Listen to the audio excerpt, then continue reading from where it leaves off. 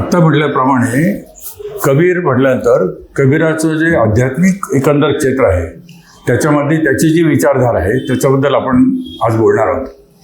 या आध्यात्मिक क्षेत्रामध्ये कसं आहे की कबीर आपल्याला माहीत आहे, थोडक्यात सांगायचं तर कबीर हा उत्तरेकडचा संत कवी 1400च्या थोडा अगोदर म्हणजे 1398 हे त्याचा जन्मकाळ आहे आणि त्याच्यानंतर काही लोकांच्या मते 85 वर्ष आणि काही लोकांच्या मते 120 वर्ष तो राहिला, जगला। मुळामध्ये कबीर या शब्दाचाच अर्थ कोणी श्रेष्ठ असा आहे, ज्येष्ठ, श्रेष्ठ। परंतु त्याचं जे आयुष्य आहे ते सगळं खूप गुंतागुंतीचं होतं, प्राथमिकता खूपच गुंतागुंतीचं होतं। कबीर हा एका ब्राह्मणी विधवा अशा स्त्रीचा मुलगा, त्याला सोडून दिलं होतं। लहरतारा नावाचं तलाव आहे काशीमध्ये, त्या तलावाच्या तिथे त्याला सोडून दिलं होतं आणि नीरू आणि निमा नावाच्या मुसलमान दाम्पत्यांनी त्याला सांभाळलं। म्हणजे तो एका अर्थाने बघितलं तर जन्माने हिंदू होता, परंतु पालनपोषण जे झालं ते मुसलमान दाम्पत्याचा ह्याचा झाला। अर्थात जातीचा कबीराशी काही संबंध नव्हता। तो स्वतःच म्हणतो, जाती न पूछो साधू की, पूछ लीजिए ज्ञान, मोल करो तलवार का, पडा रहना दो मॅन। साधूची कुठल्याही माणसाची, खरं म्हणजे कोणाचीच जातपात कधी विचारू नये। जाती न पूछो साधू की, पूछ लीजिए ज्ञान, त्याचं ज्ञान काय आहे, त्याचं कर्तृत्व काय आहे, त्याचे क्रियाकलाप काय आहेत, याकडे त्याचं लक्ष द्यायला पाहिजे। म्हणून कबीर म्हणतो, जाती न पूछो साधू की, पूछ लीजिए ज्ञान, मोल करो तलवार का, तलवारीचं लक्ष द्या। ती कुठल्या मॅनात बसवलेली आहे त्याच्याकडे लक्ष द्यायची गरज नाही। तलवारीची धार पहा, त्याचं तेज पहा, त्याची दीप्ती पहा आणि त्याच्याच प्रमाणे जे काय कार्य असेल ते घडायला पाहिजे। संबंध साधारण सांगायचं म्हणजे त्या काळामध्ये तो राहिला, हा एकंदर 700 वर्ष, 600 साडेसातशे वर्षापूर्वीचा काळ आहे। सिकंदर लोधीचा काळ, त्याला खूप त्रास झाला, हालापेष्टा खूप झाल्या त्याचा त्या काळामध्ये। अशा परिस्थितीमध्ये सुद्धा त्यांनी स्वतः शिकलेला नव्हता, काही नव्हतं। तो म्हणतो, मसी कागज छुओ नाही, कलम गयो नाही हात, त्याला कागदाचा लेखणीचा स्पर्श झालेला नव्हता। परंतु कबीरांनी जे तत्वज्ञान सांगितलं आहे, जे सांगितलं ते खरोखरच उच्च कोटीचं आहे। त्यांनी काही वेगळं सांगितलं असलेला भाग नाही, परंतु प्रत्येकाची एक छाप असते, तशा प्रकारची छाप कबीराच्या एकंदर साहित्यामध्ये, त्याच्या काव्यामध्ये, त्याच्या तत्वज्ञानाच्या याच्यामध्ये आपल्याला दिसून आल्याशिवाय राहत नाही। कबीर जो आहे तो एका दृष्टीने बघितलं तर तो संसारी माणूस होता। त्याचा जो जन्म झाला ते सांगितलं, त्याच्यामध्ये एक संसारी होता म्हणजे काय, त्याच्यावर पहिले धनिया नावाची त्याची पत्नी होती, तिचं निवर्तनानंतर लोई नावाची त्याची दुसरी पत्नी होती। त्या पत्नीपासून त्याला 2 मुलं झाली, कमाल आणि कमाली त्याची मुलं होती। कमाल हा सुद्धा संत होता, त्यांनी सुद्धा बऱ्याच रचना वगैरे केलेल्या आहे। हे कबीराचं स्थूलमानाचं जे आहे विणकर होता, त्याला जुलाहा म्हणतात। ह्याच्यामध्ये विणकर, आपल्याकडे कोष्टी जे आपण म्हणतो तशा प्रकारचे कोष्टी लोक आहे, हे विणकर लोक, ते व्यवस्था करून त्याप्रमाणे त्याचं हे कार्यकलाप चालत होते। आता सांगितलं तर तो शिकलेला नव्हता, त्यामुळे त्याच्यावरती तसा शैक्षणिक संस्कार आपण ज्याला म्हणतो तसं नाही आहे। त्याच्या भाषेमध्ये याच्यामध्ये असे संमिश्रण, त्यामुळे आपल्याला अनेक रूपं, अनेक गोष्टी दिसून येतात। पर्यटन खूप केलेलं आणि अनुभव झाले आणि त्याचं नेहमीचं सत्र कबीराचं असं होतं की तो अनुभवाच्या जास्तीने बोलत असतो। कबीराचं जे मुख्य रचना आहे ते दोहे, कबीर आणि दोहे याच्यामध्ये संमिश्रण लोकांना सगळ्यांना परिचित असतं। कबीर म्हटलं म्हणजे आपल्याला पटकन दोहे आठवतात। कबीराचे जवळजवळ 2000च्याहून अधिक दोहे आहेत, 750 त्याची पदं आहेत। जशी आपल्याकडे अभंग असतात तशा प्रकारची पदं आहेत। ही पदं जी आहेत ती कबीराची 750 पदं आहेत। आणि तिसरा एक प्रकार जो सर्वसामान्य लोकांना माहीत नसतो तो म्हणजे रमायनी। रमायनीमध्ये एक दोहा असतो आणि त्याच्या खाली एक पद असते। त्या पदामध्ये जास्ती करून जे सैद्धांतिक पदं आहेत त्याच्यामध्ये रमायनीचा भाग जास्त आहे। अशा प्रकारचं एकंदर त्याचं साहित्यिक जे स्वरूप आहे ते आपल्या समोर आल्याशिवाय राहत नाही। आपला आजचा जो विषय आहे तो बाकीचा विस्तार मी याच्यात फार थोडक्यात दृष्टीने आहे, चरित्र म्हणून केवळ परिचय म्हणून सांगितला आहे। त्याच्यात आपण जास्ती आज खोलात शिरायला नको आहे, कारण थोडा मुख्य जे विषय आहे त्याच्याकडे आपल्याला जास्ती लक्ष द्यायला हवं आहे। कबीराचं जे आध्यात्मिक आपण म्हणतो विचारधारा जी आहे त्याचा जर बेस काही असेल तर तो बेस जो आहे तो त्याच्या गुरुच्याकडनं आलेला आहे। कबीराचे गुरु आहे रामानंद। रामानंद हे मूळ त्यांची परंपरा खूप मोठी होती। यमुनाचार्यांचं नाव सगळ्यांना माहिती आहे। यमुनाचार्य फार मोठे आचार्य होते। त्यांचे शिष्य जे होते ते रामानुजाचार्य, ज्यांनी विशिष्टाद्वैतवादाची स्थापना केली, त्याच्याबद्दल निरूपण केलं, ते रामानुजाचार्य हे त्यांचे शिष्य। त्यांचे शिष्य राघवानंद म्हणून होते, तेही अत्यंत विद्वान म्हणून प्रसिद्ध होते. त्यांचे शिष्य रामानंद. आणि रामानंद जे होते त्यांचं त्या काळामध्ये खूप प्रचंड प्रभाव होता. ते कान्यकुब्ज ब्राह्मण, त्या सुशीला ही त्यांची माता. आणखीन या दाम्पत्य जे होतं त्यांचं ते स्वतः पंडित होते. त्यांचे आई आणि वडील हे मोठे पंडित होते, जाणकार होते. त्यांच्या नावाने 16 ग्रंथ आत्तासुद्धा उपलब्ध आहेत, इथं सुद्धा आहेत उपलब्ध. त्याच्यामध्ये 16 ग्रंथ हे रामानंदांच्या नावाने प्रसिद्ध आहेत, की जे सगळ्या गीतेवरच्या याच्यावरचे भाष्य आहेत. आणि अत्यंत कर्मठ माणूस म्हणून ते प्रसिद्ध होते, अत्यंत जाणकार. आणखीन एका दृष्टीने बघितलं तर कबीराच्या याच्यामध्ये जो प्रभाव आहे त्याच्यात रामानंदांचं जे स्थान आहे ते अत्यंत महत्त्वपूर्ण आहे. कबीरांनी त्याच्या आयुष्यामध्ये गुरु या संकल्पनेबद्दल खूप गोष्टी सांगितल्या आहेत. त्यातल्या बऱ्याच साऱ्या गोष्टी आपण मागच्या वेळेला विस्ताराने बघितल्या आहेत. गुरु तो नेहमी म्हणतो, गुरु गोविंद दो खडे काखे लागे पाय, बलिहारी गुरु आपण आहे, गोविंद दिवबत आहे.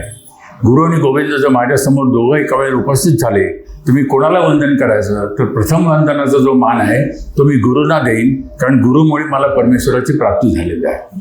गुरु गोविंद दो खडे काके लागे पाय, बलिहारी गुरु आपण आहे, गोविंद दिवबत आहे. गुरु कुमार शीश कुंभ है, घडी घडी काढे खोट, अंदर हात सहार दे, बाहेर बाहेर सोट.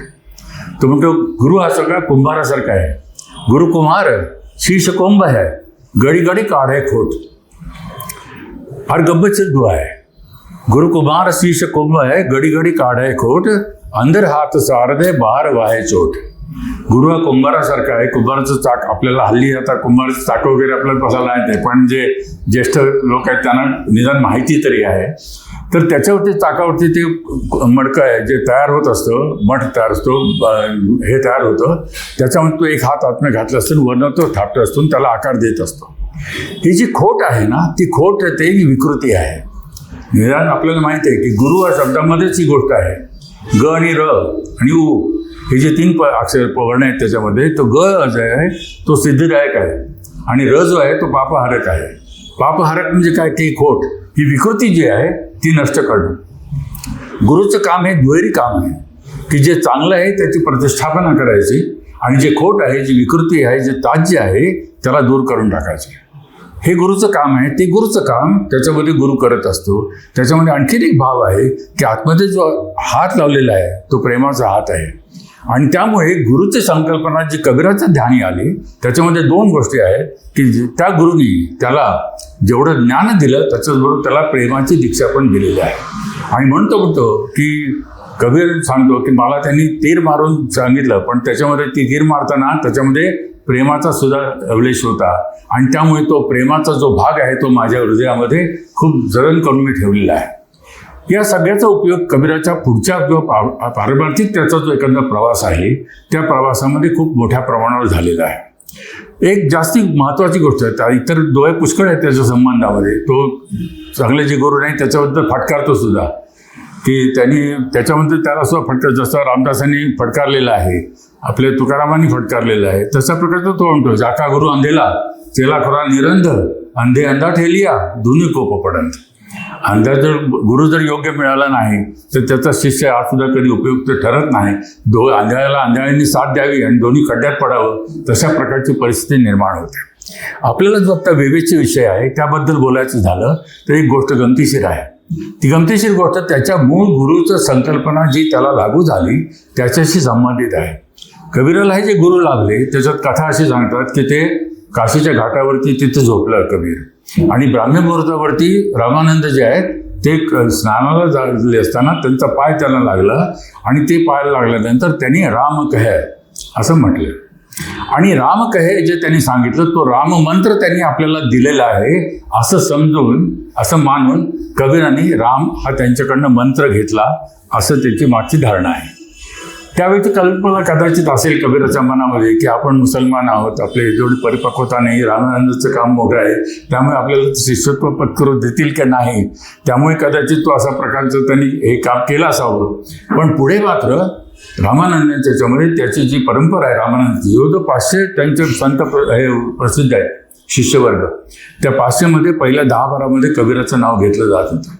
इथपर्यंत त्या कबीराचं महत्त्व रामानंदांच्या ठाई सुद्धा होतं. आणि परंतु विचारधारा जर बघितलं तर त्याच्यामध्ये थोडीशी भिन्नता आहे. तरी पण या दोघांचा जो संमिलाप होता, जो संवाद होता, तो विलक्षण होता. आता ह्याच्यामध्ये आपला जे आत्ताचा विषय आहे त्याच्याशी संबंध काय आहे, तर तो म्हणतो, कबीर त्याला सांगतो की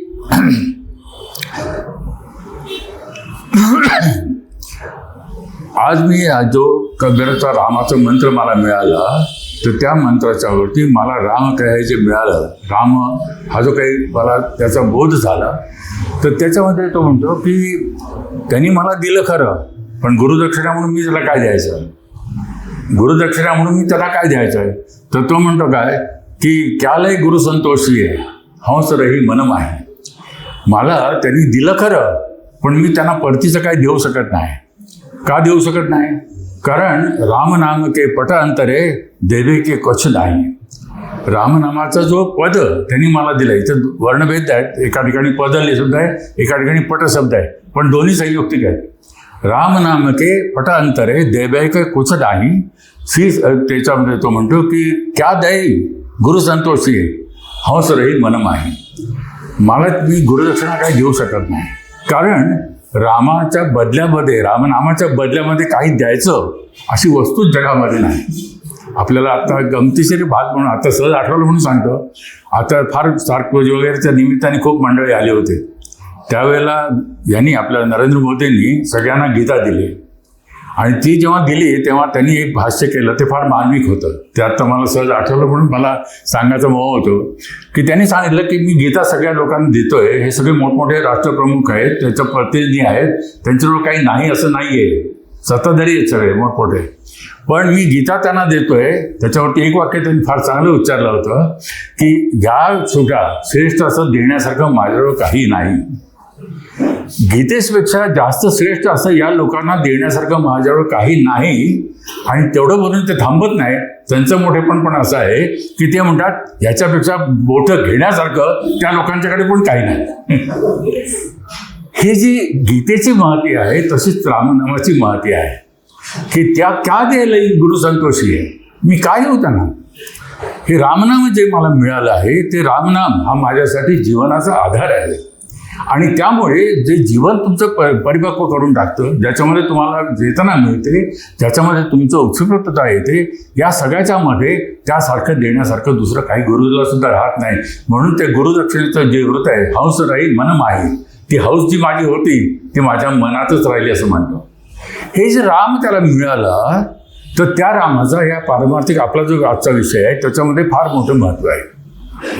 रामाचं जे महत्व आहे त्याच्यामध्ये दशरथ सुत तिहो लोक बखाना राम नामक मर्मयाना, असं कबीर म्हणतो की दशरथाचा जो मुलगा राम आहे त्या रामाचा आणि मला जो राम अभिप्रेत आहे त्या रामाचा तसा काही संबंध नाही. हा जो राम आहे तो राम कुठला आहे, तर हा राम जो आहे तो त्या सर्व या सृष्टीमध्ये जो व्यापून राहिलेला राम आहे तो राम, की जो परमतत्वाचा पोषक आहे, जो परमतत्वाचा सूचक आहे. या सृष्टी चराचर सृष्टीमध्ये जो व्यापून राहिलेला आहे सगळीकडे, परब्रह्म जे आहे त्या परब्रह्माचा तो वाची आहे. आणि म्हणून तो काय म्हणतो की अनंत के नाव अनंत, त्याची नावं जी आहेत ती सुद्धा अनंत आहेत. राम एकाच शब्दाला धरून चालायला पाहिजे असं नाही. ह्याच्यामध्ये खूप वेगवेगळ्या गोष्टी आपल्याला मिळतात. कारण काय, मूलभूत गोष्टी जर बघितली तर कबीर एका अर्थाने बघितलं, आपण सगुण निर्गुणाची गोष्ट जेव्हा करतो, कबीर म्हणतो सरगुण की सेवा कराव, निर्गुण का करू ज्ञान, सरगुण निर्गुण के परे तहे हमारा ध्यान. सरगुण जे आहे, सगुण जे रूप जे आहे, रामाचं जे रूप आहे, जे तुम्हा आम्हाला नेहमी अभिप्रेत असतं, कोदंडधारी जो राम आहे तो राम, सीतापती राम, अयोध्यापती राम आणि पुरुषोत्तम राम, ही रामाची अत्यंत उज्ज्वल रूप आहे. परंतु कसे आहेत तर तो काय सांगतो की सरगुण की सेवा करो, ते सेवा करण्यासाठी उपयुक्त आहे. त्याच्या पलीकडे जाऊन निर्गुण जे आहे, सरगुण की सेवा करो निर्गुण का करू ज्ञान, निर्गुण सरगुण के परे तय हमारा ध्यान. इथे कबीराची विशेषता आपल्याला दिसून येते की नुसतं त्या सगुण रूपात अडकून पडत नाही, निर्गुणाचं ध्यान करा असं म्हणतो, सगुणाची सेवा करा, त्याचा अवेर करत नाही. तो अवेर करतो अशातला भाग नाही आहे, परंतु त्याच्या पलीकडे जाऊन अधिक व्यापक विचार आपण करायला पाहिजे, ह्याचा बोध जो आहे तो त्याच्यामध्ये अभिप्रेत आहे. आणि म्हणून कबीर जो आहे तो वेगवेगळ्या प्रकारांनी अनेक प्रकारांनी रामाचा उल्लेख करताना इतर नावाचा उल्लेख करतो. ते नाव उल्लेख करताना फार गमतशीर उल्लेख आहेत. काही काही उल्लेख फार गमतीशीर आहेत म्हणून मी सांगतो. अल्लाह राम विठो तेरे नाही बंदे आई मेरी करो मेरे साई. तो अल्लाहला राम म्हणतो. तो दुसरीकडे म्हणतो मेरी जिभ्या विष्णू नयन नारायण हिरक हृदय गोविंदा.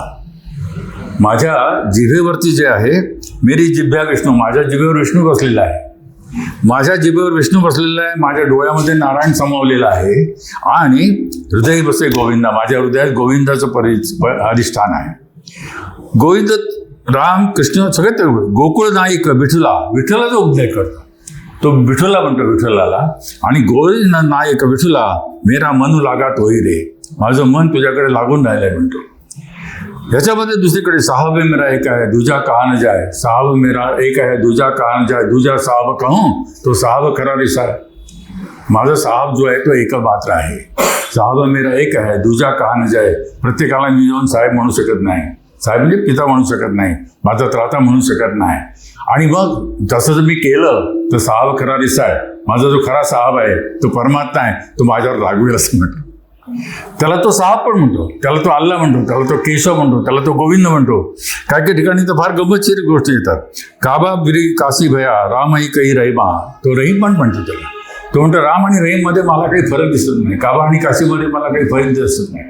ही जी परिव्याप्ती आहे त्यामुळे फार गंमतशीर एक उदाहरण आहे. गोरक्षनाथाची आणखी कबीराची गाठभेट झाली होती. कबीराची आणि गोरक्षनाथाची गाठभेट झाली त्यावेळेला गोरक्षनाथांनी त्यांना एक प्रश्न विचारला होता कि सिद्धा कौने दिन इंद्र कमंडल किनी छाया मृग छाया कौन तुमको हरिनाम सुनाया किनी दिनी जपमाला. कबीरा हे तुला इंद्र हे कमंडल जे आहे ते कोणी दिलं. आता नाथपंथामध्ये सगळ्या लोकांचे कमंडल वगैरे त्यांचे मृगछाया म्हणजे मृगाजीन हे कॉमन जे गोष्टी आहेत. कबीराचा नाथपंथाचा प्रभाव आहे. तर त्याच्यामध्ये त्यांनी त्याच्या हिशोबाने त्याला विचारले प्रश्न गोरक्षनाथाने. आणि त्यांनी सांगितलं की सिद्धा कौन बने दिना इंद्र कमंडल किन दिनी मृगछाया कौन तुमको हरिनाम सुनाया किन दिनी जपमाला. तुला जपमाला कोणी दिली, तुला हे मृगाजीन कोणी दिलं, तुझ्या हातात कमंडल कोणी दिला. त्याचं उत्तर कबीर फार छान सांगतो. कबीर म्हणतो की ब्रह्मदिनी इंद्र कमंडल, ब्रह्माने मला कमंडल हातात दिलेलं आहे म्हणतो. तो म्हणतो की शिवदिनी मृगछाला, मला जे मृगाजीन दिले ते शिवाने दिलं म्हणतो. त्याच्यानंतर कोणतो गुरु, माझे गुरु जे आहेत त्यांनी मला हरिनाम सुनाया, मला त्यांनी रामनाम सुनाया, त्यांनी मला रामनाम दिलं. आणि विष्णूने मला जपमाळा दिली म्हणतो. ह्याच्यामध्ये बघा किती गमतशीर गोष्ट आहे. म्हणजे व्याप्ती कशी असावी आणि कसं सामावून घ्यायची जी गोष्ट आहे. समन्वयवादी कबीराला आपण जे म्हणतो ते त्यासाठी आहे की त्यांनी कुठल्याचा अभेर केला नाही आहे, पण आपलं मूळ जे धोरण आहे ते सोडलेलं नाही.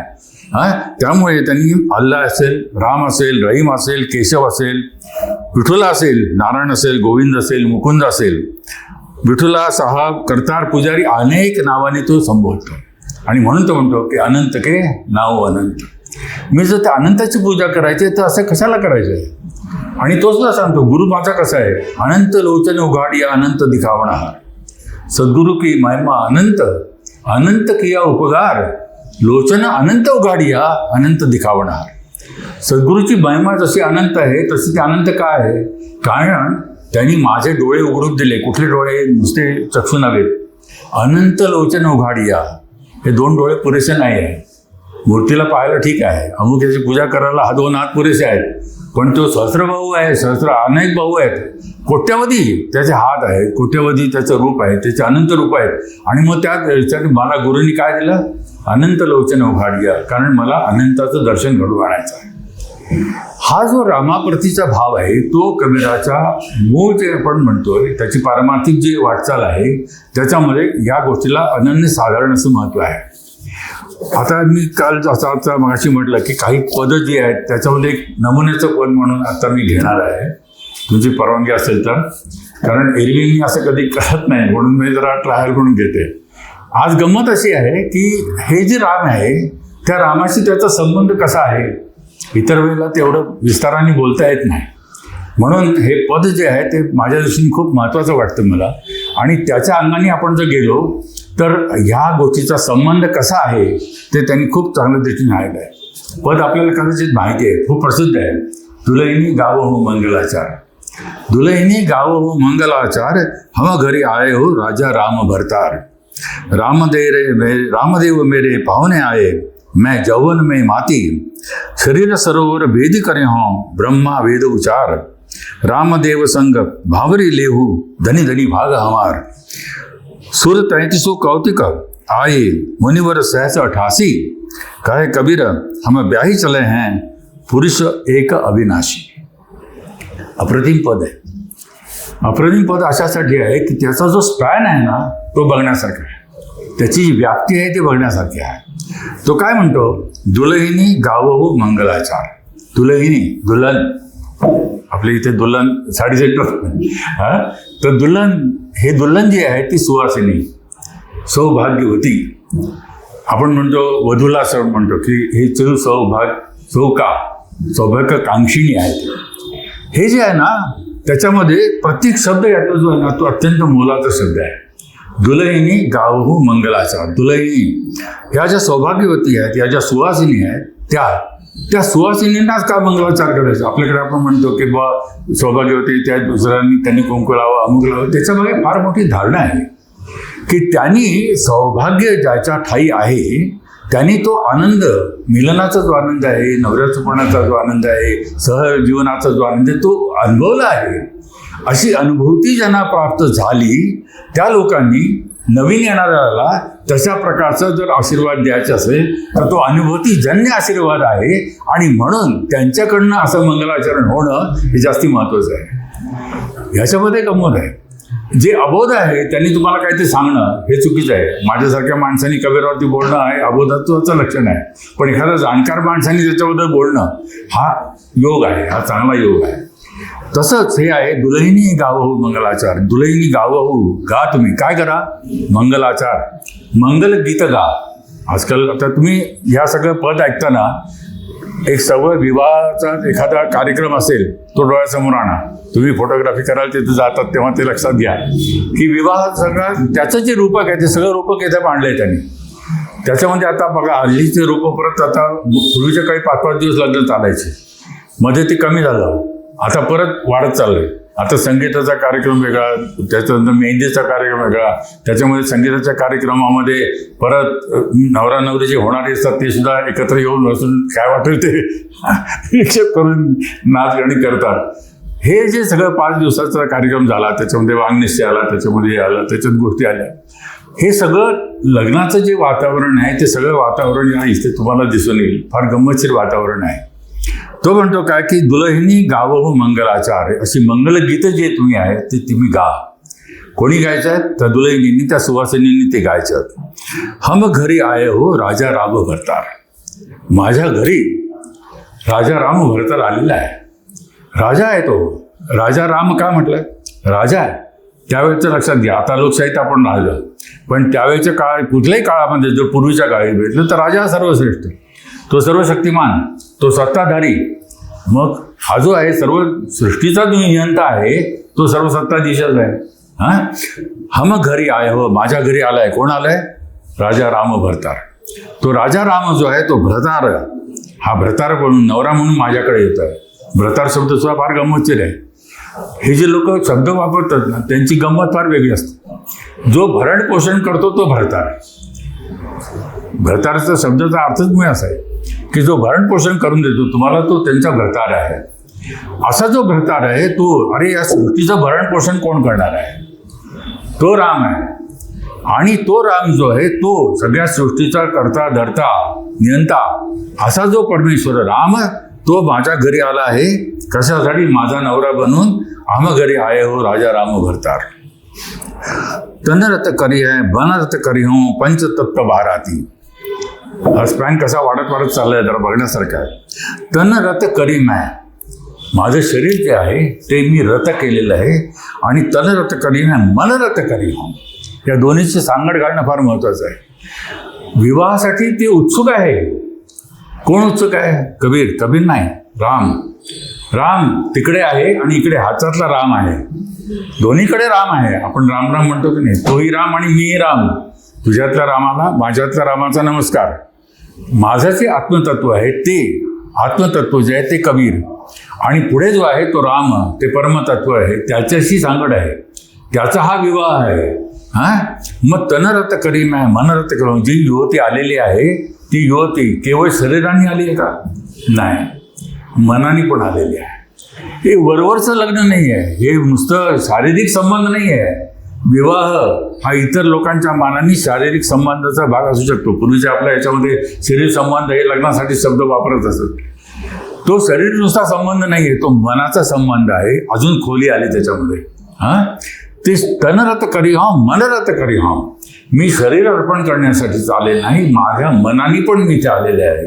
वधू जी आहे ती जर तनानी मनानी सगळ्या भावनेनीच अभिप्रेत होऊन इथं आली असेल तर त्याचं महत्त्व जास्त आहे. मनरत करी पंचतत्व बाराती. फार गंमत आहे की बाराती आले. आता लग्न समारंभ आला तर त्याच्यानंतर वधू वर आले, वराच्या बरोबर बारात आली सगळे. तो म्हणतो बाराती कोण आले? पंचतत्व बाराती. पृथ्वी जल आप तेज वायू आकाश ही पंचतत्व जी आहे ती बराती होऊन ते सगळे आलेत त्याच्याबरोबर. आता तुम्ही बघायचं स्पॅन कसा वाढत चाललेला आहे की वरातीत लोक जे येतात ते वरातीमध्ये कोण कोण आलं आहे? सगळे पंचतत्व, पृथ्वी जल आप तेज वायू आकाश हे सगळेचे सगळे मंडळी जी आहेत ती रूपं घेऊन माझ्या इथे माझ्या लग्नासाठी आलेले आहेत. रामदेव मेरे पाहुणे आहे. पाहुणे शब्द फार गंमत आहे. पाहुणे शब्द आपल्याकडे आपण म्हणतो, आपल्याकडे खेड्यापाड्यात अजूनही म्हणतात पाहुणे येणार आहेत. आज पाहुणे येणार आहेत म्हणजे वराकडचे लोक येणार आहेत किंवा वर येणार आहे. रामदेव मेरे पाहुणे आहे, मैं जौबन में माती. मी यौवनाने परिपुष्ट झालेली आहे. ही कसं आहे? आता इथे यौवन शब्द सुद्धा फार गंमतशीर आहे. मैं जौबन में माती. माती म्हणजे मत झालेली, रत झालेली आहे. आणि हे जे यौवन आहे ते यौवन म्हणजे परिपक्वता आहे. लहानपणीचा बालविवाह नाही आहे. तसंच आत्म्याची जी परिपक्वता आहे ती अवस्था जी आहे त्याच्यावरती जे क्लेश होते, त्याच्यावरती जे खोट होती ती सगळी निघून गेलेली आहे. मायेचं जे आवरण त्याच्यावरती आहे ते निघून गेलेलं आहे. आणि अशा वेळेला ही जे विशुद्ध असं जे स्वरूप आहे आत्म्याचं, ते स्वरूप ते तिथं लग्नासाठी तयार झालेलं आहे. कबीराचे जे इतर पद आहेत त्याच्यामध्ये माहिती आहे की चुनरिया जी मेरी आहे त्याला दाग लागलेला आहे वगैरे वगैरे. आणि मग तो काय म्हणतो की शुकासारखा जे लोक आहेत ते एकदम निर्मल यांनी आलेले आहेत. माझ्यासारखं जे मी पण कसं आहे, जे जशी मला चुनरी मिळाली तशी मी दिली, तशी जेव्हा का ती दिनी चुनरिया.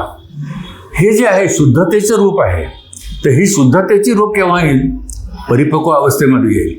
ज्यावेळेला गुरूंनी सगळं सांगितलं, त्यांनी ती खोट काढली, माझ्यामधली विकृती नष्ट केली, आणि त्यामुळे माझ्यामध्ये ही जी आत्मिक परिवर्तनता आलेली आहे, परिपक्वता आलेली आहे, ती परिपक्वता घेऊन मी आता लग्नासाठी उभी राहिलेला आहे. हा त्यातला मुख्य अर्थ आपण समजू शकतो. मैं जौबन में माती शरीर सरोवर वेदी करी. आणखीन पुढे जाऊन म्हणतात की शरीर हे सरोवराच्या काठी, पूर्वीच्या काठी लग्न लागत असत ती अशी सरोवराच्या काठी, तलावाकाठी, याच्या काठी लागत असत. शरीर सरोवर त्याच्यामध्ये म्हणतो वेदी करी. वेदी यज्ञवेदी जी केलेली आहे ती माझ्या शरीराची वेदी केलेली आहे. शरीराची वेदी. यज्ञ जे आहे त्या यज्ञामध्ये सर्व स्वत्व जे आहे ते घालवायचं आहे. माझं मी पण जे आहे ते मला गमवायचं आहे.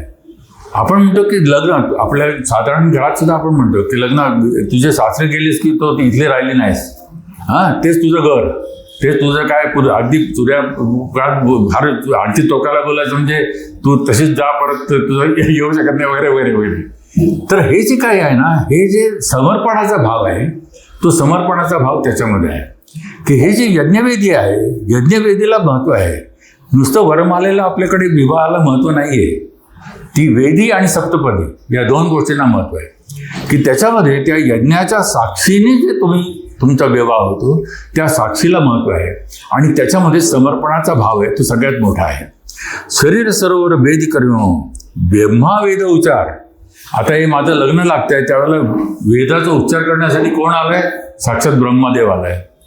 मंगलाष्टक म्हणाला त्याच्यात त्या हे आलेलं आहे, संगीत म्हणाला त्या सगळ्या पंचतत्व आलेले, त्याच्याबरोबर वराती म्हणून आलेले आहेत. आणि पुरोहित जो आहे तदेव लग्नम सुदिनंत देवा म्हणणारा तो पुरोहित कोण आहे?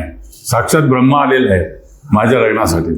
शरीर सरोवर वेद करे हो, ब्रह्मा वेद उचार, रामदेव संग भावरे लेहू, धनी धनी भान गमार. अशा त्या रामदेवाबरोबर असं त्या सगळं वराती आले असताना, ब्रह्मासारखा पुरोहित असताना माझं लग्न चाललं आहे रामदेव संग भावरी. भावरी म्हणजे सप्तपदी.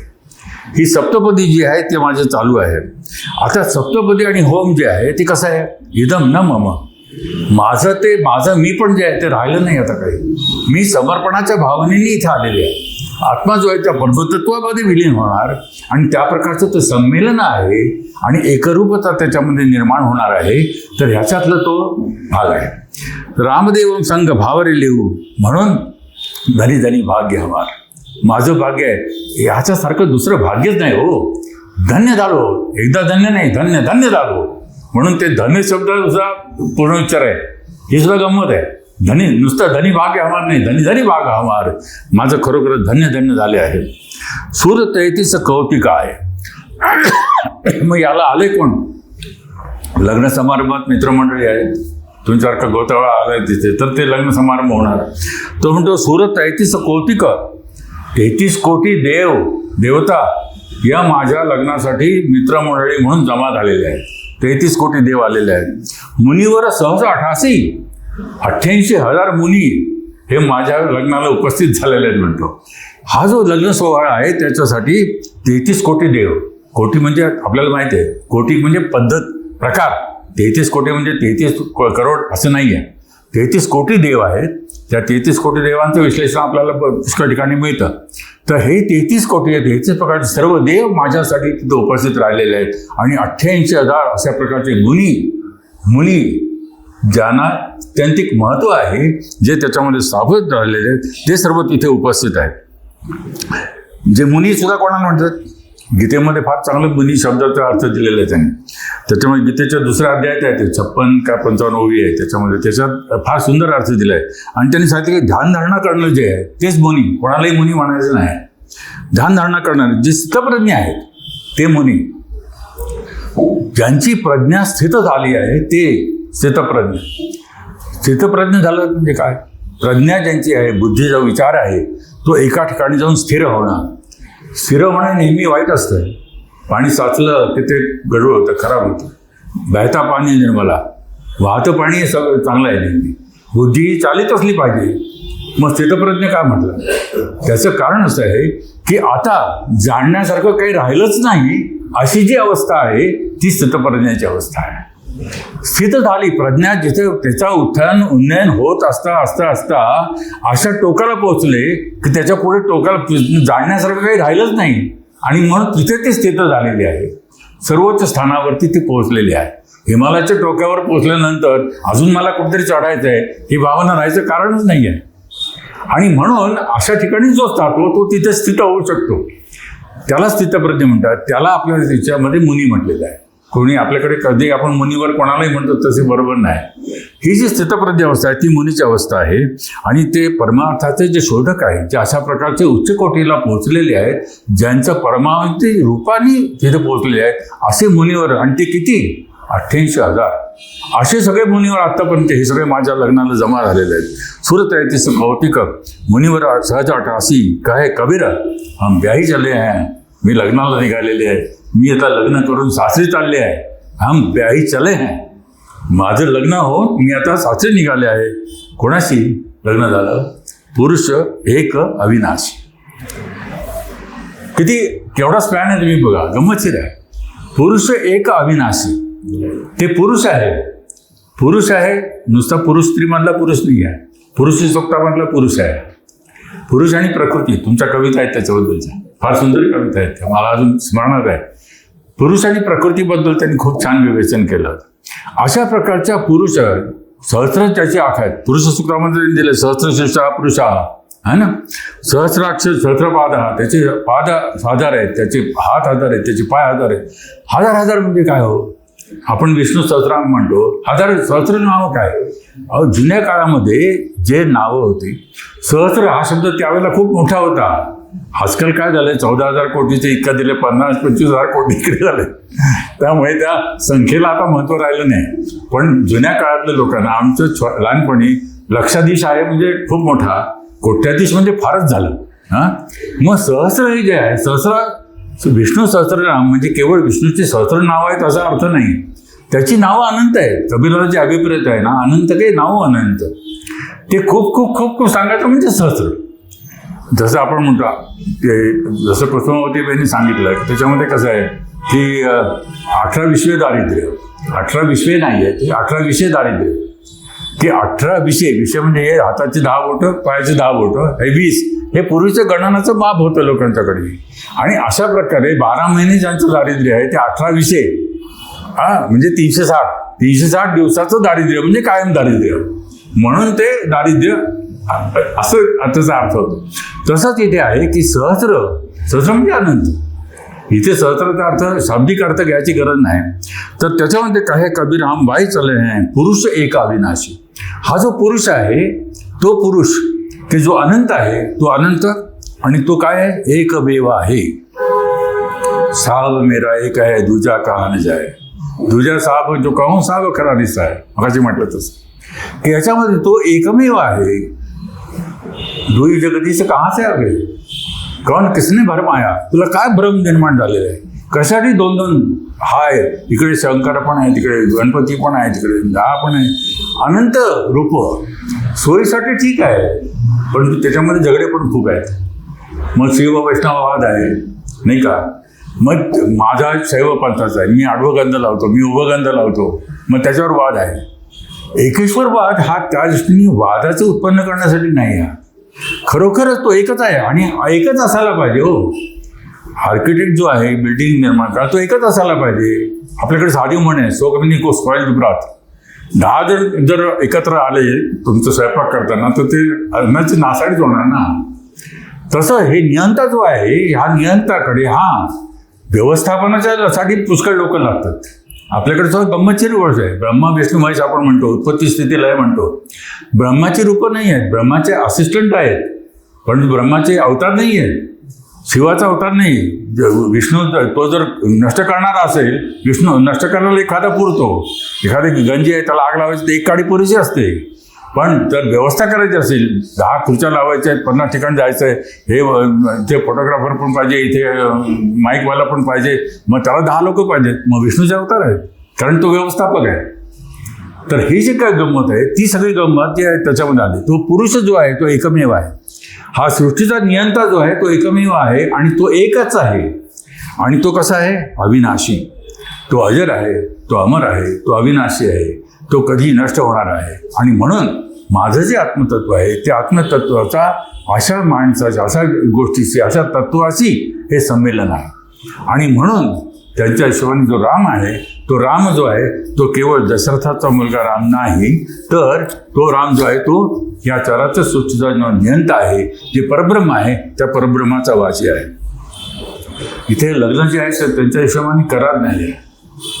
लग्न जो आहे तो करार नाही आहे. विवाह देव सत्सृष्टी व जगत्रयम चतुर्वर्ग फलावाप्ती तस्मात परिणया शुभा. आपल्याकडे सुद्धा विवाहाला महत्त्व दिलं आहे पूर्वीपासून. काय दिलंय, विवाह देव सत्सृष्टी. त्याच्यामुळे सृष्टीच्या चळवळ चालण्यासाठी विवाहाची अत्यंत आवश्यकता आहे. विवाह देव सत्सृष्टी व जगत्रयम. या जगात तिन्ही जगाची सगळं उत्पत्ती आहे, सगळं जे काय चाललंय जगामध्ये ते विवाहाच्या आधार. उद्याचं सगळे विवाह संस्थाच बंद पडली, कोणी लग्नच नाही करायचं, नाही ठरलं नाही, तर हे पुढे चालित होईल काय? हे पुढे चालेल का? नाही. विवाह देव सत्सृष्टी जगत्रयम चतुर्वर्ग फलावाप्ती. आपले जे 4 पुरुषार्थ आहेत ते पुरुषार्थ जर साध्य करायचे असेल तर त्याला विवाह आवश्यक आहे.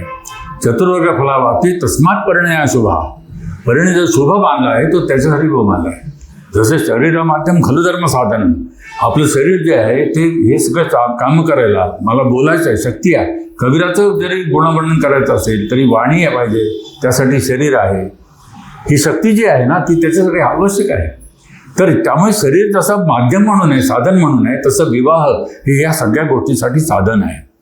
आणि ते साधन महत्त्वाचं आहे, म्हणून तो देव आहे असं म्हटलं. अशा त्या विवाहाचं रूपक घेऊन कवी रचना मांडतो. आणि मग तो वर कोणाला करतो? रामाला करतो. स्वतः वधू होतो. दुलहिनी जे आहे ते सद्भावनांना करतो. मंगलाचार्य गीत वादनांना करतो. त्याच्यामध्ये वराड जे आहे ते पंचतत्वाला करतो. यज्ञकुंडाला शरीर करतो. पुरोहिताला ब्राह्मण जो आहे ब्रह्मा आहे त्याला पुरोहित करतो. नातेवाईक आहेत त्या सगळ्या सूर्यदैवतांना गोळा करतो. केवढा मोठा स्पॅन आहे विचार करण्यासारखी गोष्ट. अशा प्रकारचं हे जे काही गंमत आहे ते हे जे रूप आहे, हे जे स्वरूप आहे ते कबीराच्या कायम मनात आहे. आणि म्हणून तो म्हणतो की सर्वसामान्यपणे बारक्यासारख्या छोट्या गोष्टीमध्ये गुंतून राहू नका. त्या रामाला तुम्ही जर मूर्तीमध्ये आणून ठेवलं की तो तेवढा पुरताच राम आहे, मग त्याच्या पुढे फक्त यायचं, त्याच्या पुढे पूजा करायची, निघून जायचं. हा जो व्यापक आहे तो सर्व चराचर सृष्टीमध्ये भरलेला आहे, तर त्याला छोट्या रूप का देतात? पाहन पुंजे हरी मिळे तो हे पुंजू पहाड. जर जर मूर्तीचीच पूजा करायची असेल तर मग एवढे 40 ग्रामाची एवढ्या दगडाची पूजा कशाला करायची म्हणतो?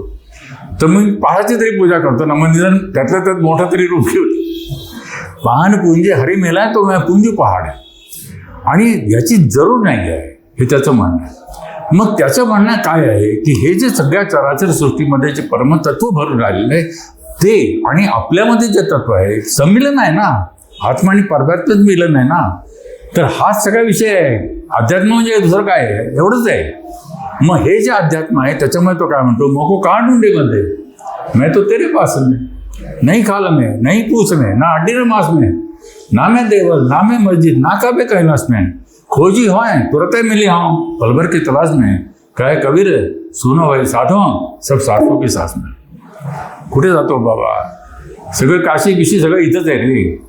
मोको कहाँ ढूंढे बनते मैं तो तेरे पास में, नहीं खाल में, नहीं पूछ में, ना हड्डी ना मांस में, ना मैं देवल, मी कुठल्या देवळात नाही आहे, ना मैं मस्जिद, ना काबे कैलाश में, काबामध्ये पण नाही काशीमध्ये पण नाही, ना मैं काबा, ना मैं काशी, काबामध्ये नाही काशीमध्ये नाही, ना काबा कैलाश में, खोजी होय.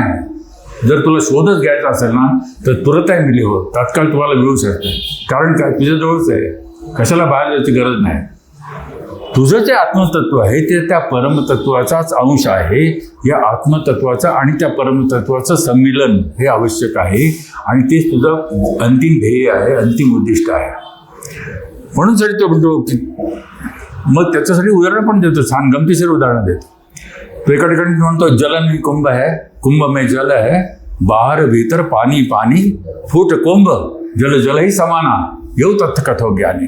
मोठं काही विद्वत सांगायची गरज नाही, त्यासाठी वेद उपनिषद सुद्धा नको.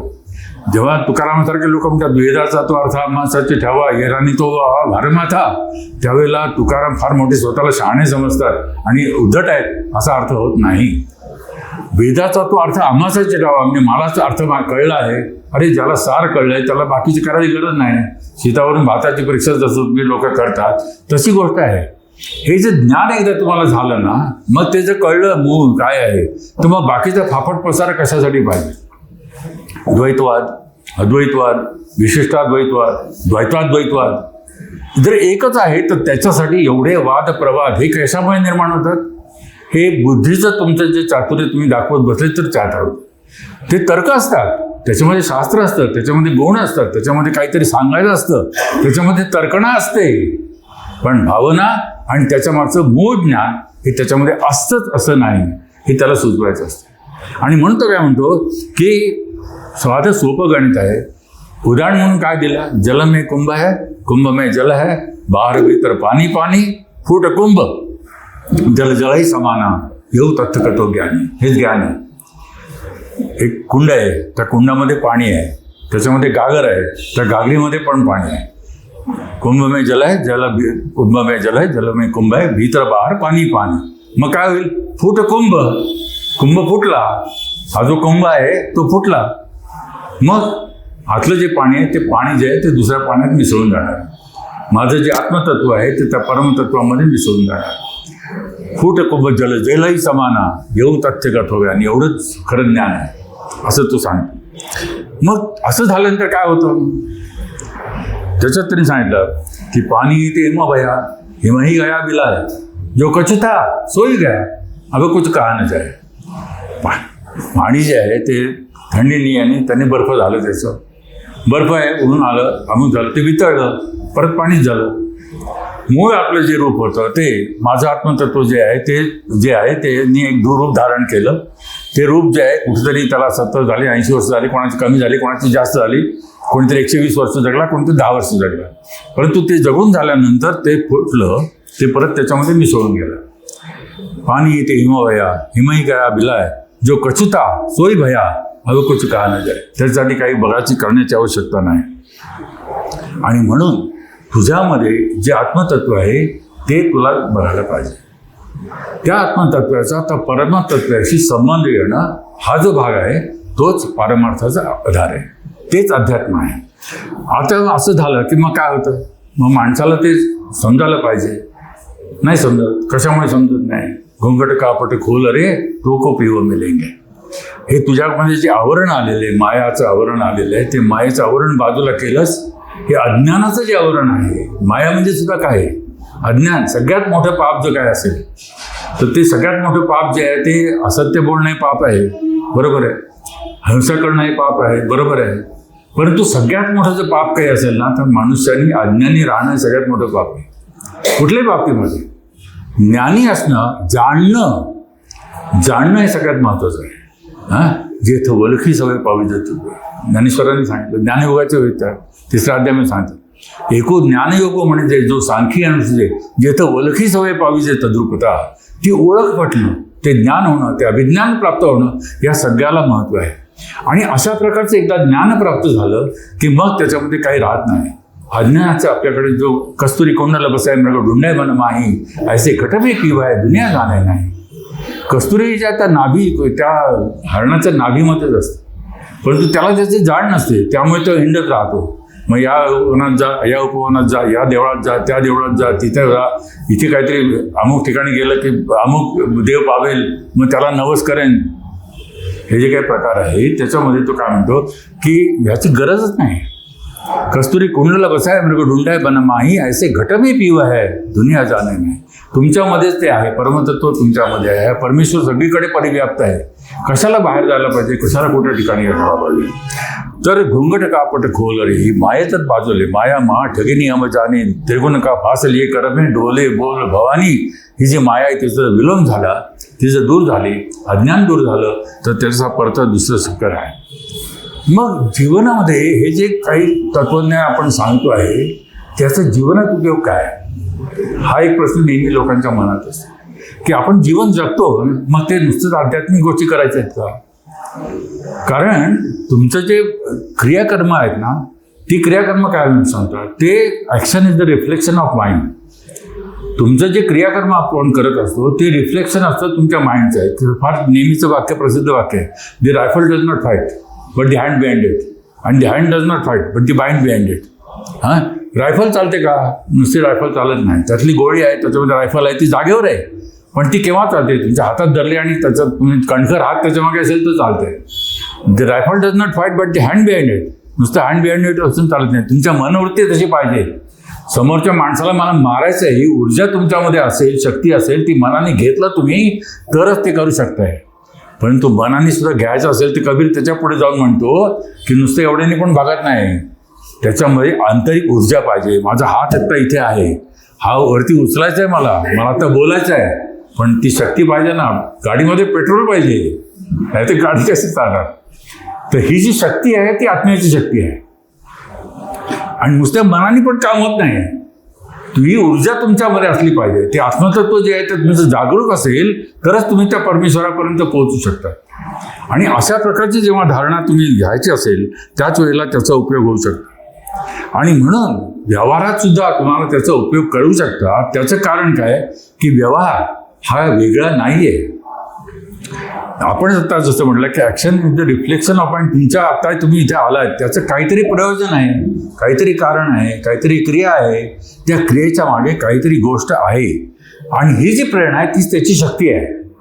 आणि ही जी शक्ती आहे ती जर शक्ती मुळातली तुम्हाला जाण असेल त्या शक्तीची की ह्याच्यातनं फलित काय होणार आहे तर त्याचा उपयोग आहे.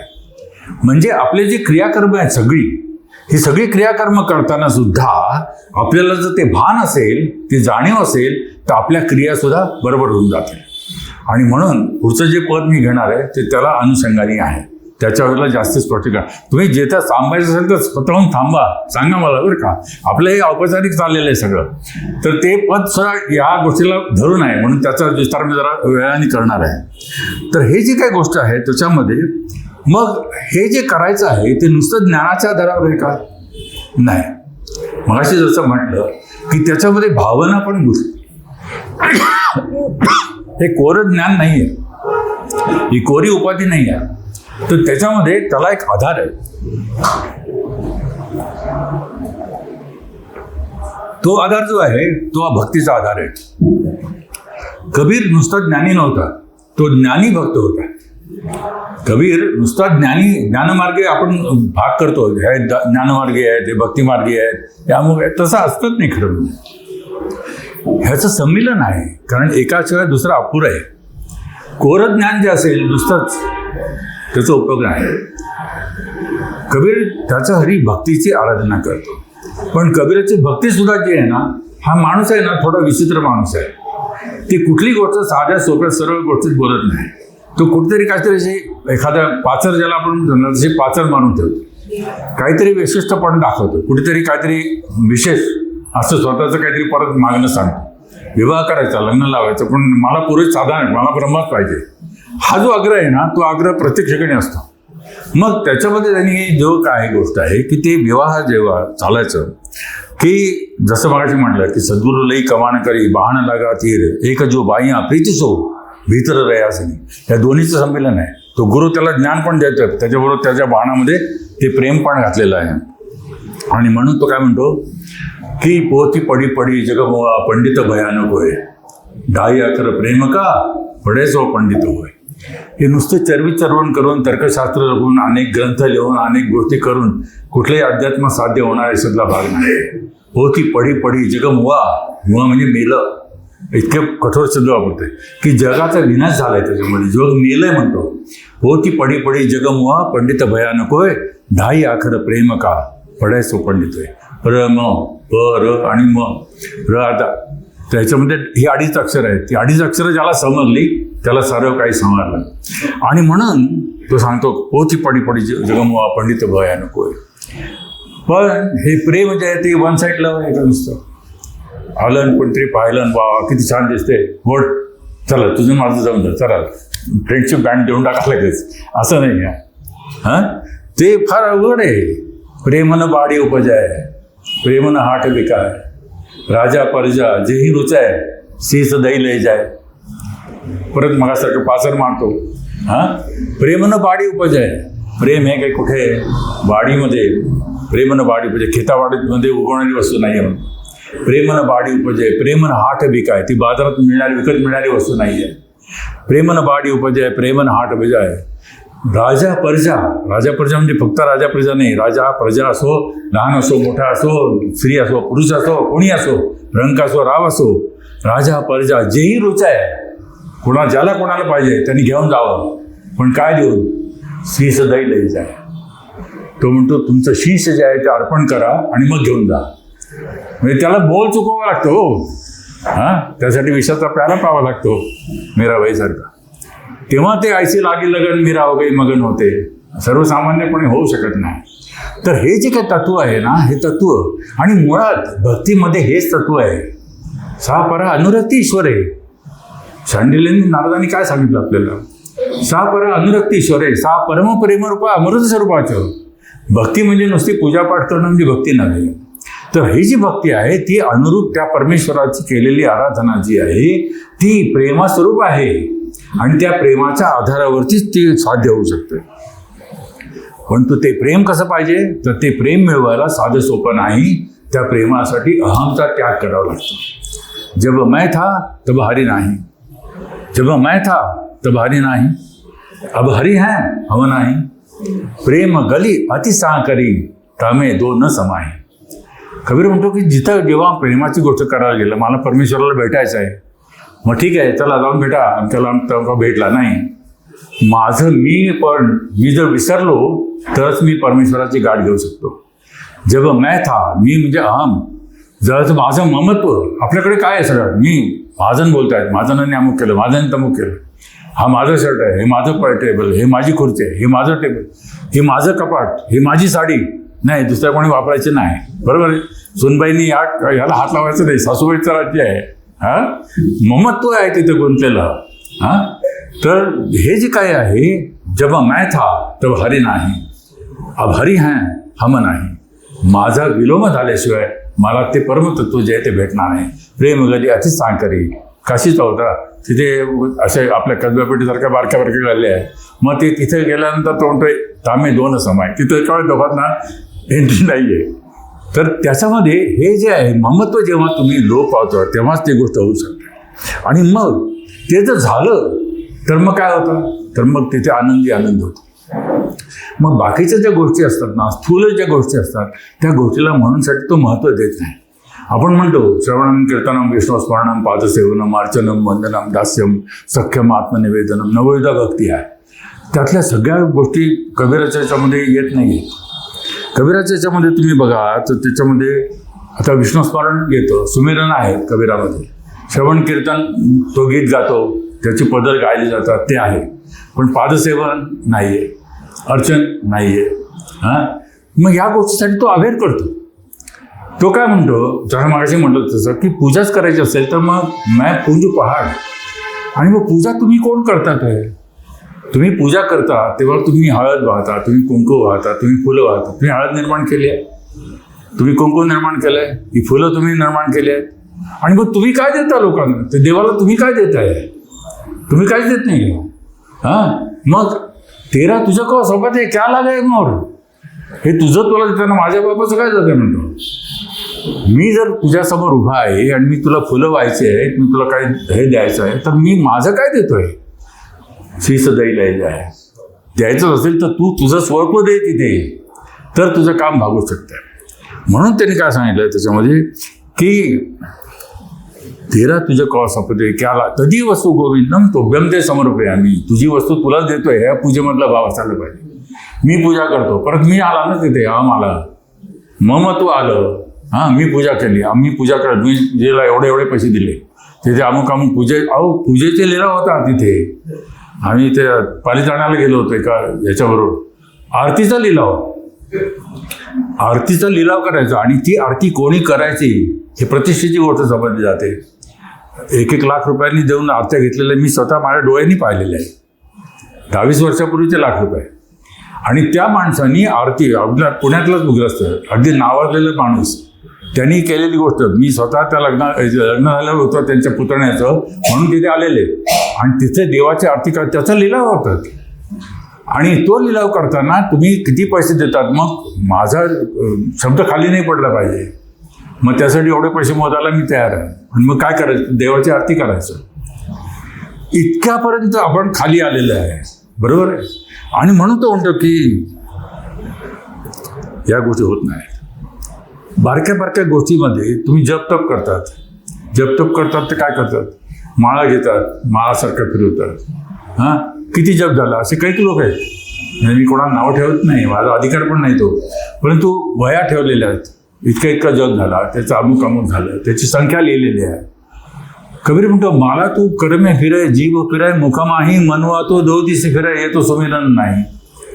मला तो कर्मे फिराय, तुझ्या हातामध्ये माळा फिरते आहे, मला तो कर्मे फिराय, जीव फिराय मुखमाही.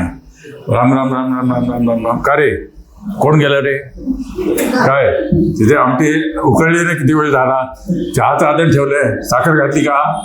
मला तो कर्मे फिरे, जीव फिरे मुखमाई, मनवा तो दौ दिसी फिरे, हे तो सुमिरन नाही. हे काही परमेश्वराचं नामस्मरण नव्हे. बरोबर आहे.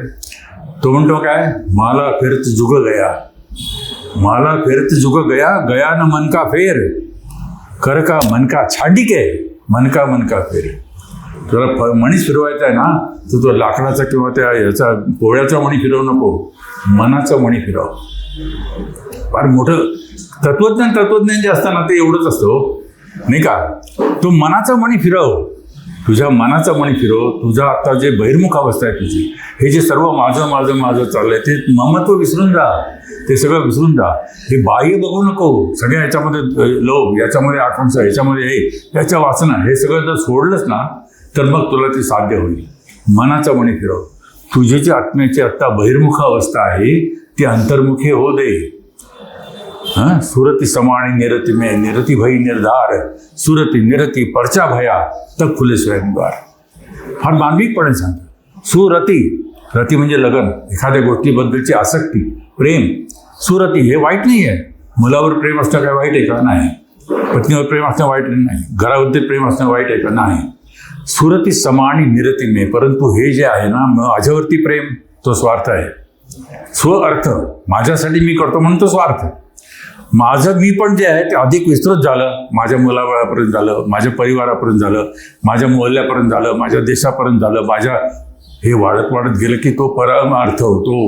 स्वार्थ असा व्यापक व्यापक व्यापक होऊन गेला की तो स्वार्थ न राहता परमार्थ होतो, म्हणजेच परमार्थ. हा जो स्वार्थाकडून परमार्थाकडे जाण्याचा जो मार्ग आहे ना, तो मार्ग तिथे आहे, तेच अध्यात्म आहे. बरोबर आहे. मग असं जर आहे तर तो काय म्हणतो की याच्यामध्ये तुझ्या हातात जे काय आहे, हा माला फिरत जुग गया गया न मन का फेर, हा करका मन का छांडिके मन का फेरा, मनाचा मणी फिरव. सुरती समाणी निरती में निरती भई निर्धार. ही जी लगन आहे ना, सगळ्याबद्दलचं प्रेम आहे ना, ते प्रेम वाढू दे वाढू दे वाढू दे वाढू दे, इतकं विस्तृत होऊ दे की सगळ्यावरतीच प्रेम होऊ दे. आणि अशी जेव्हा प्रेमाची परिव्याप्ती होईल, असं जेव्हा होईल तेव्हा दुसरं करण्यासारखं काही शिल्लक राहणार नाही. बरोबर आहे. आणि म्हणून त्याची जी व्याप्ती आहे ती असीम आहे. त्याच्याबद्दल तुम्हाला सांगू. उपास तापास आपण करतोय. उपास केला एकादशी आहे. आज आता शाकंभरी सुरू झाली आहेत, नवरात्राचे उपास सुरू झाले काही लोकांचे. मग हे उपास तापास करते. उपास करणं केव्हा चांगलं. उपवास मुळात शब्दच गंमत रे. परमेश्वराचा निकट असणं म्हणजे उपवास आहे. बरोबर. मग उपासाला काहीतरी वेगळं खाणं, वैद्यक दर्शन डॉक्टर साहेबांचे बसले ते सांगतील की उपवास करायला पाहिजे का, तर वेगळं खाल्लं पाहिजे, सात्विक खाल्लं पाहिजे, अमुक खाल्लं पाहिजे. इतर वेळेला पावभाजी खातात ती खाऊ नका आजच्या दिवशी. बटाट्याचं किस करून खा, अमुक करून खा, तमुक करून खा. आहार विहाराच्या दृष्टीने सगळं उपयोगाचं आहे. पण उपवास जर तुमचा उपवास नसेल, खऱ्या अर्थाने तो उपवास नसेल, परमेश्वराचं सानिध्य नसेल, तर त्या उपवासाला काही महत्व नाही.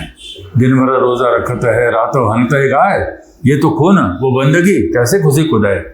मुसलमानात तो म्हणतो की दिनभर रोजा रखत आहे, दिवसभर तू उपवास करतोस, दिनभर रोजा रखत आहे, अगदी पाणी सुद्धा पित नाही, आणि रातो हनते गाय, राते गायला मारतो. दिनभर रोजा रखत आहे रातो हनते गाय, ये तो खून वो बंदगी. ही आराधना आहे, बंदगी, आणि हा खून आहे. कैसे खुशी खुदा आहे. तुझ्या खुदाला खुशी होते का याच्यात ना? तुझा परमेश्वर याच्यात संतुष्ट होतो काय? कोणी असो, खुदा असो, रहीम असो, अल्लाह असो, केशव असो, कोणत्याही परमेश्वरा परमतत्वाला ह्याच्यापासून सुख शांती आनंद मिळणं कदाचित शक्य नाही. कारण तो आनंद घन आहे, त्याच्यामध्ये परमानंदाची गोष्ट आहे. त्याला अशा गोष्टीमध्ये, क्षुल्लक गोष्टीमध्ये सुख आणि आनंद प्राप्त होऊ शकतच नाही. आणि म्हणून ह्या गोष्टींनी बघितलं तर ह्याच्या आधारावरती तो जेव्हा जातो तेव्हा तो म्हणतो की अशी जर व्याप्ती आपली वाढत चालली, अशा प्रकारचं जर आपलं मन जे आहे ते विस्तीर्ण होत झालं आणि त्याच्यातनं काम होत झालं, तर तुमच्या रोजच्या जीवनामध्ये सुद्धा तुम्हाला परिवर्तन झाल्याशिवाय दिसणार नाही. आणि म्हणून कबीरांनी फार चांगलं एक हे सांगितलं. एक अजून एक पद होतं, पण आता वेळेचा अंदाज घेऊन जरा ते बाजूला ठेवतो आणि एक शेवटच्या पदाकडे आपण जाऊया. तेवढं सांगायचा प्रयत्न करतो. हे पद जे आहे ते फार गमतीशीर आहे. ते पद जे आहे, आता मी मध्ये आठवड्याचा उल्लेख करणार होतो, त्याच्याबद्दलची कबीराची काही पद ती फार मानविक आहे आणि त्याच्यामध्ये फार सखोल आहे. कबीर इतका वरवर नाही असं जेव्हा आपण म्हणतो ना, तेव्हा ते अशी पदं विचारात घ्यायला पाहिजे. पण एक एक पद घेतलं ना, त्याच्यावरती विस्ताराने बोलायला लागलं तर मग खूप वेळ जातो. म्हणून ते थोडासा टाळतो. आणि अजून ते गळ्याकडे बघून आता लक्ष गेलं आता, तर ते आता जे महत्वाचं एक दुसरं पद आहे की जे आत्ताच्या विषयाशी संबंधित आहे, तिकडे आपण जाऊया. त्याच्यामध्ये मागच्या वेळी उल्लेख केला होता मी त्या पदाचा. पद असं आहे, संतो सहज समाधी भली. संतो सहज समाधी भली, साईं ते संतो सहज समाधी भली, साईं ते ज्ञान भयो, ज्या दिना ते सुरतन अंत चली. आखन न मुंधो कान ना रोधो, काया कष्ट ना धारो, खोले नैन हसस देखो सुंदर रूप तिहारू. कहूँ सो नाम सुन सो सुमेरन, जो कछु करू सो सेवा, जो कछु करू सो सेवा, जो कछु करू सो पूजा. तीर्थ गिरह एक सम देखूं, भाव मिटाऊं दूजा. कहे जहाँ जहाँ जाऊं सोई परिक्रमा, जो कछु करू सो सेवा, जब सोऊं तब करो दंडवत, पूजो और न देवा। शब्द निरंतर मनवा राता, मलिन वचन का त्यागी, उठत बैठत कहो न विसरे, ऐसी तेरी लागी। हे पद जे आहे ना ते आपल्याला जीवनाचं दर्शन घडवतं. आपलं जीवन कसं जगायला हवं. हे अध्यात्म म्हणजे जीवनापासून दूर जाणं नाही आहे, जीवनाला एक वेगळा आयाम देणं आहे. आणि तुम्ही जीवन कसं जगायचं, कुठल्या गोष्टीमध्ये जीवन पाहायचं, त्याचं ते रूप आहे. मग तो काय म्हणतो की हे योग आहे, भक्तियोग आहे, ज्ञानयोग आहे, हठयोग आहे. त्याच्यामध्ये तो म्हणतो एक वेगळा योग आहे, तो म्हणजे सहज योग आहे. हा सहज शब्द सुद्धा फार गांभीर्य आहे. मी सहज इकडे आलो होतो म्हणून तुमच्या घरी आलो असं पण सहजपणे म्हणतो, बरोबर आहे. ते सहज हे सहज नाही आहे म्हणून तो म्हणतो सहज आहे सब कोई मिले, सहज आहे मिले ना कोय. तुला जर परमेश्वर फार सहजपणे मिळणार असं वाटत असेल ना तर तसं मला कल्पना सुद्धा करू नको, असं कबीर स्वतःच सांगतो परत. सहज आहे सब कोई काय, सहज आहे मिले ना कोय. मग हा सहज कोण आहे तर सहज, मागच्या वेळी मी त्याचा उल्लेख केला होता तो होता सहज आहे सब कोई का. हा सहज जो आहे ना तो सहज जन्मलेला. सहज आपल्याकडे शब्द आहेत अग्रज, अनुज. अग्रज म्हणजे माझा थोरला भाऊ, जो माझ्या अगोदर जन्माला आला. एकाच आईच्या पोटी जन्माला आलेला, माझ्या अगोदर जन्माला आलेला तो माझा भाऊ, तो अग्रज आहे, माझा थोरला भाऊ आहे. अनुज माझा धाकटा भाऊ आहे. अनुजा आहे माझी धाकटी बहीण आहे. आणि कोणीतरी माझ्या बरोबर आलं. माझ्या बरोबर कोण आलं? आत्म जे तत्व आहे ते त्या परमतत्वाचाच अंश आहे, तेव्हा तेच बरोबर आले. देवी सुक्त आहे, त्याच्यामध्ये सुक्त म्हणून आहे ते. त्याच्यामध्ये त्यांनी सांगितलं की शिव जो आहे आणि जीव जो आहे तो आईला म्हणून म्हणजे आंबेला म्हणून म्हणतो की जीव शिव दोन्ही बाळके तुवा निर्मिती कौतुके. मग शिव आणि तुझ्यामध्ये त्या दोन्ही बालकामध्ये फरक काय म्हणतो की शिव जो आहे तो नित्य मुक्त आहे आणि म्हणून तो आवर्ती सापडलेला नाही, आणि जीव जो आहे तो त्या आवर्तामध्ये सापडलेला आहे, मायेमध्ये गुंतलेला आहे. फार सुंदर हे आहे. आता त्याच्यामध्ये सुद्धा शेवटी फलश्रुती जी आहे ती फलश्रुतीमध्ये परत हेच म्हटलंय की एकदा वाचा की तुम्हाला पुण्य लाभेल, तुमचं पाप नष्ट होईल. अथर्वशीर्षामध्ये सुद्धा आपण बघा, अथर्वशीर्ष इतकं चांगलं आहे, इतकं व्यापक आहे की त्याचा इतका विस्तार आहे. जसं कबीराच्या याच्यात आपण बघितलं इतका विस्तार आहे. अथर्वशीर्षाचा इतका स्पॅन मोठा आहे. गणेशाचं रूप इतकं विस्तृत आणि व्यापक दाखवलं आहे. पण शेवटी जी फलश्रुती सांगितली त्याच्यामध्ये सांगितलंय की तुम्ही दिवसा म्हणा की रात्रीचे पाप नष्ट होतील, संध्याकाळी म्हणा दिवसभराचे केलेले पाप नष्ट होतील. हे इतकं सोपं जे करून टाकतो ना आपण, हे सोपं करण्यामध्ये आपलं आयुष्य खराब होत आहे खरं म्हणजे. आणि म्हणून कबीर जे म्हणतो ते संतो सहज समाधी भले. हे सहज वाटतं तेवढं सहज नाही आहे. हे जे माझ्या बरोबर आलेलं आहे ना त्याच्याशी माझी एकरूपता साधायची असेल तर ती सगळ्यात चांगली गोष्ट आहे. संतो सहज समाधी भले. ज्या साईं ते ज्ञान भयो, साईं तो स्वामी जो आहे तो परमतत्व जे आहे, ज्ञान भयो ज्या दिन ते सुरतन अंत चले. एकदा मला तो बोध झाला, एकदा मला ते ज्ञान झालं की मी जो आहे तो त्या परमतत्वाचाच एक अंश आहे, त्याच्याशी माझा संबंध आहे, तो ब्रँड आहे माझा. काय आजच्या भाषेत सांगायचं तर तो ब्रँड आहे माझा. टाटाचं ब्रँडला महत्व आहे हो. टाटाचा माणूस, टाटा जे आहे त्यांचा एक प्रिन्सिपल आहे. टाटामध्ये आणि अंबानीमध्ये फरक आहे, कारण संस्कृतीचा भाग आहे. त्यांची जी काही वस्तू आहे ती वस्तू त्याच्या मागे फिलॉसॉफी आहे, त्याच्या मागे एक तत्वज्ञान आहे, त्याच्यामध्ये ती गोष्ट आहे. आपले रोटेरियन आहात आपण, रोटरी हा ब्रँड आहे. एक रोटेरियन दुसऱ्या रोटेरियनने वाईट वागूच शकत नाही असं गृहीत धरलं जातं. का? कारण रोटरी आहे, त्याच्यामध्ये कुठेतरी तुमचा आमचा एक संबंध आहे. ते नाव आपण धारण करतो, आपण आपलं गोत्र सांगतो. आपल्याकडे फार पूर्वीला फार महत्व होतं, हा शांडिल्य गोत्राचा आहे, अमुक गोत्राचा आहे. कारण काय? ती जी वैदिक परंपरा चालत आलेली आहे त्याच्यापासून त्या गोत्र मी त्या तत्वाचा आहे, आणि म्हणून मी इतर सूत्र काही करू शकत नाही. हे त्याच्यामागे प्रिन्सिपल होतं. एकदा मी जर परमेश्वराचा आहे असं म्हटलं तर मी चुकीची गोष्ट करूच शकत नाही. ही फार चांगली कथामध्ये मी वाचली. 2 मिनिटात फक्त परत थोडा मोह होता म्हणून सांगतो. एक माणूस असतो आणि त्या माणसाला काय होतं, वाचले असेल तुम्ही, व्हॉट्सअपवर आलेली कथा आहे. त्याने सांगितलं की देव प्रसन्न झाला आणि एक दिवशी तो म्हटला आज दिवसभर मी तुझ्याबरोबर आहे.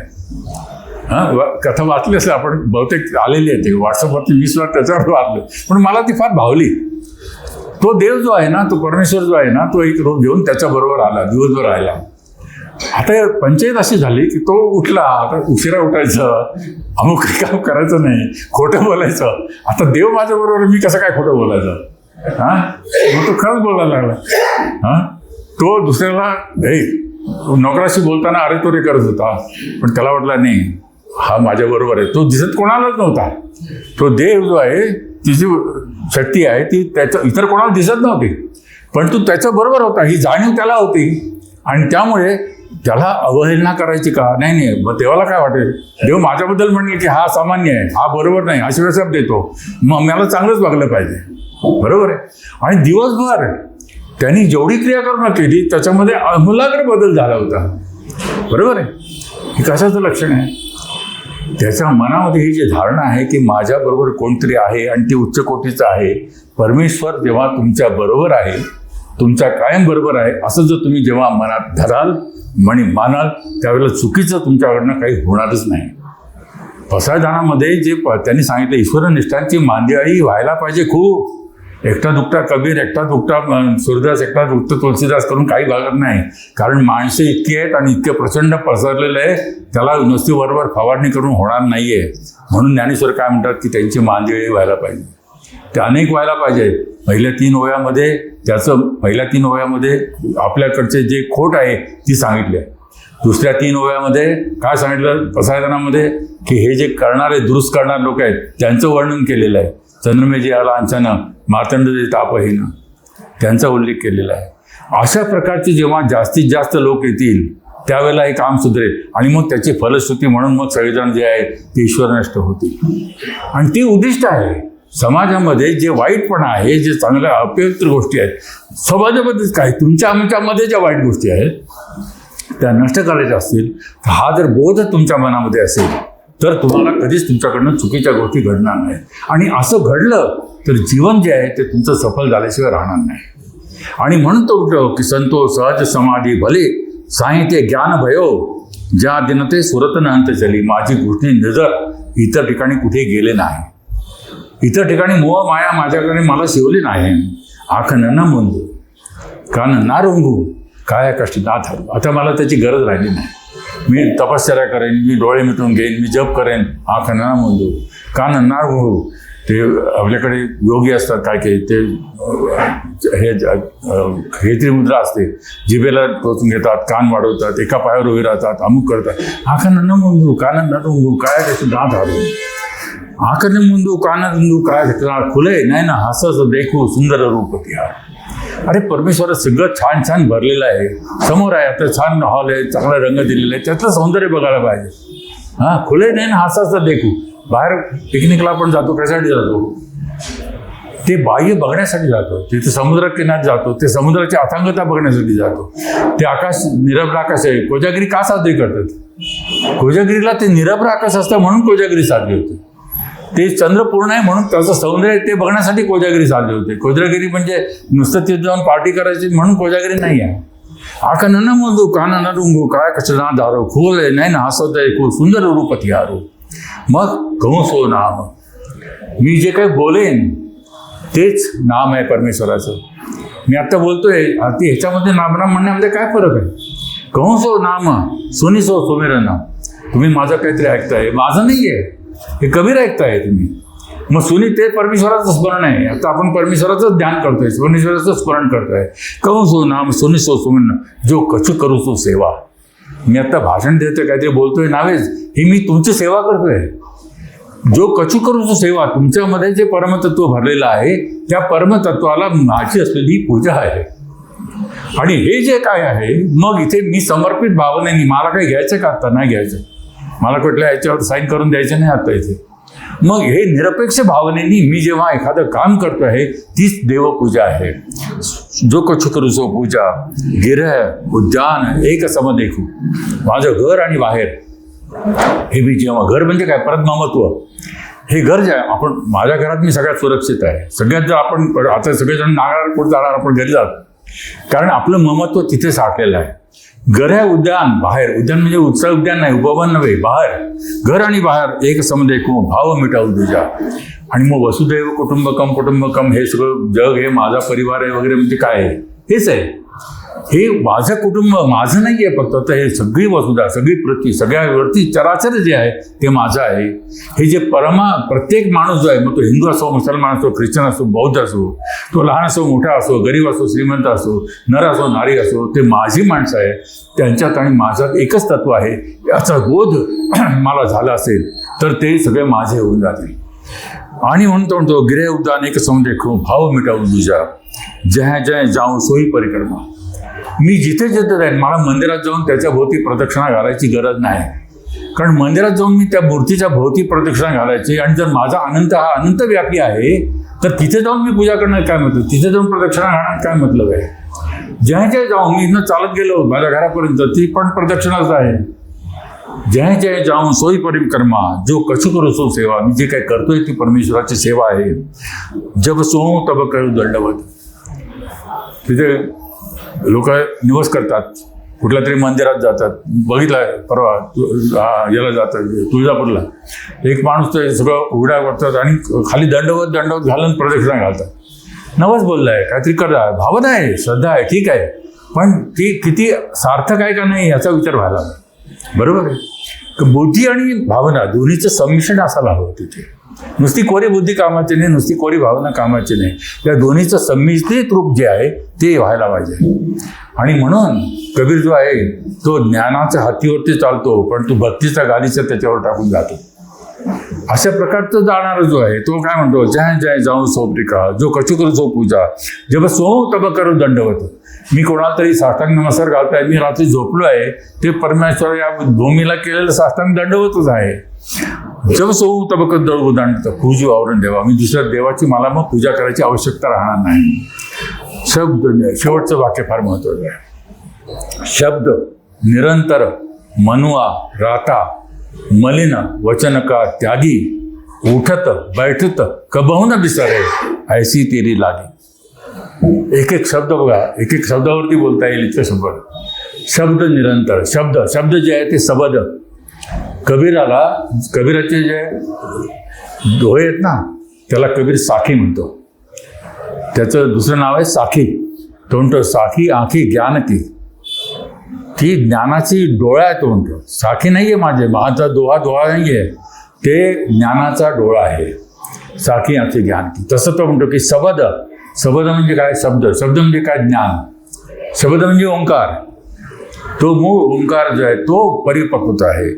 शब्द निरंतर मनुआ राहता, निरंतर राहायला पाहिजे. तो माझं मन, शरीर नव्हे मन, कारण मन जास्ती चंचल आहे, ते निरंतर.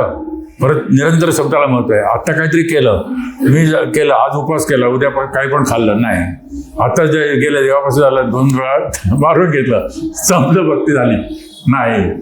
ती क्षणिक नाही आहे भावना.